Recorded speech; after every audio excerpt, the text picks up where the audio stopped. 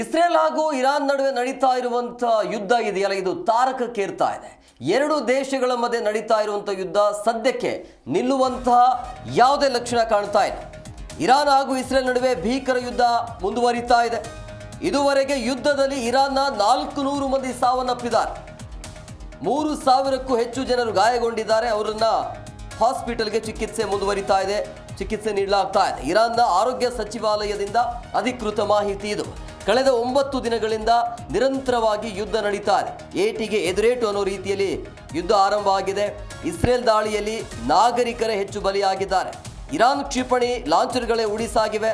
So ಇರಾನ್ನ ಅಣು ಕೇಂದ್ರದ ಮೇಲೆ ಮತ್ತೆ ಪದೇ ಪದೇ ದಾಳಿ ಆಗ್ತಾ ಇದೆ. ಅಂದರೆ ಏಟಿಗೆ ಎದುರೇಟು, ಕ್ಷಿಪಣಿಗೆ ಕ್ಷಿಪಣಿ ದಾಳಿ. ಸೊ ಈ ರೀತಿಯಾಗಿ ಈ ಎರಡು ದೇಶದ ಒಂದು ಯುದ್ಧವನ್ನು ನೋಡ್ತಾ ಇದ್ರೆ ಮಹಾಯುದ್ಧ ಆಗುವಂಥ ಎಲ್ಲ ಲಕ್ಷಣಗಳು ಕಾಣ್ತಾ ಇವೆ.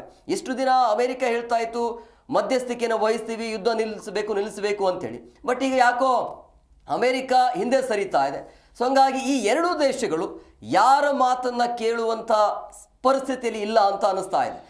ಎಲ್ಲಿ ಹೋಗಿ ಮುಟ್ಟುತ್ತಾ ಗೊತ್ತಿಲ್ಲ ಇದು. ಎಸ್, ಅಮೆರಿಕ ಹೇಳ್ತಾ ಇರುವಂತದ್ದು 2 ವಾರಗಳ ಟೈಮ್ ಬೇಕು ಅಂತೇಳಿ. ಒಂದ್ ಕಡೆಯಲ್ಲಿ ಈ ಯುದ್ಧದಲ್ಲಿ ಎರಡು ರಾಷ್ಟ್ರಗಳ ನಡುವೆ ಆಗ್ತಾ ಇರುವಂತಹ ಯುದ್ಧ ಇರಾನ್ ಮತ್ತು ಇಸ್ರೇಲ್ ನಡುವೆ, ಇದರಲ್ಲಿ ಅಮೆರಿಕದ ಬೆಂಬಲ ಈ ಇಸ್ರೇಲ್ಗೆ ಇರುವಂತದ್ದು ಇಲ್ಲಿ ಗಮನಿಸಬೇಕಾದಂತ ಅಂಶ.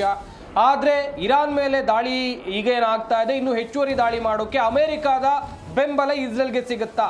2 ವಾರಗಳ ಟೈಮ್ ಅನ್ನ ಅಮೆರಿಕ ಕೊಡ್ತಾ ಇದೆ. ಈ ಹಿಂದೆ ಹೇಳಿದ್ದು ಕೂಡ ಇದೆ. ಎಲ್ಲೋ ಒಂದ್ ಕಡೆಯಲ್ಲಿ ಅಮೆರಿಕ ಯೂ ಟರ್ನ್ ಹೊಡಿತಾ ಎನ್ನುವುದಾಗೂ ಕೂಡ ಒಂದಷ್ಟು ಚರ್ಚೆಗಳಾಗ್ತಾ ಇದೆ. ಆದ್ರೆ 2 ವಾರಗಳ ಬಳಿಕ ಕಾದು ನೋಡ್ಬೇಕು. ಇನ್ನೊಂದು ಕಡೆಯಲ್ಲಿ ಬೆಂಜಮಿನ್ ನೆತನ್ಯಾಹು ಈಗಾಗಲೇ ಕ್ಲಿಯರ್ ಆಗಿ ಹೇಳಿದ್ದಾರೆ, ನಮಗೆ ಯಾರು ಬೆಂಬಲವನ್ನ ಕೊಟ್ರೆ ಕೊಡ್ಲಿ, ಬಿಟ್ರೆ ಬಿಡ್ಲಿ, ನಾವಂತೂ ಇಸ್ರೇಲ್ ಅನ್ನ ಉಡಿಸ್ ಮಾಡೋದು, ಇರಾನ್ ಅನ್ನ ಉಡಿಸ್ ಮಾಡೋದು ಖಚಿತ ಅಂತ ಹೇಳ್ತಾ ಇದ್ದಾರೆ. ಪುಟ್ಟ ರಾಷ್ಟ್ರ ಇಸ್ರೇಲ್, ಸುತ್ತಲೂ ಶತ್ರುಗಳನ್ನ ಇಟ್ಕೊಂಡು ಯಾವ ರೀತಿಯಾಗಿ ಸೆಟದು ನಿಂತಿದೆ. ಇಲ್ಲಿ ಇರಾನ್ ಜೊತೆಯಲ್ಲಿ ಗಡಿ ವಿವಾದ ಇಲ್ಲ, ನೀರಿನ ಹಂಚಿಕೆ ಇಲ್ಲ, ಆದರೆ ಪರಮಾಣು ಮುಸ್ಲಿಂ ರಾಷ್ಟ್ರಗಳ ಕೈಯಲ್ಲಿ ಇರಬಾರ್ದು ಎನ್ನುವಂತ ಹಠಕ್ಕೆ ಬಿದ್ದಿದೆ ಇಸ್ರೇಲ್. ಹೀಗಾಗಿ ದಾಳಿಯನ್ನ ಮಾಡ್ತಾ ಇದೆ. 2200 ಮಂದಿ ಆರೋಗ್ಯ ಸಚಿವಾಲಯದ ಆಸ್ಪತ್ರೆಗಳಿಂದ ಅವರಿಗೆ ಚಿಕಿತ್ಸೆಯನ್ನು ನೀಡಿ ಈಗಾಗಲೇ ಬಿಡುಗಡೆ ಮಾಡಲಾಗಿದೆ. 232 ಜನರ ಸ್ಥಿತಿ ಗಂಭೀರವಾಗಿದೆ.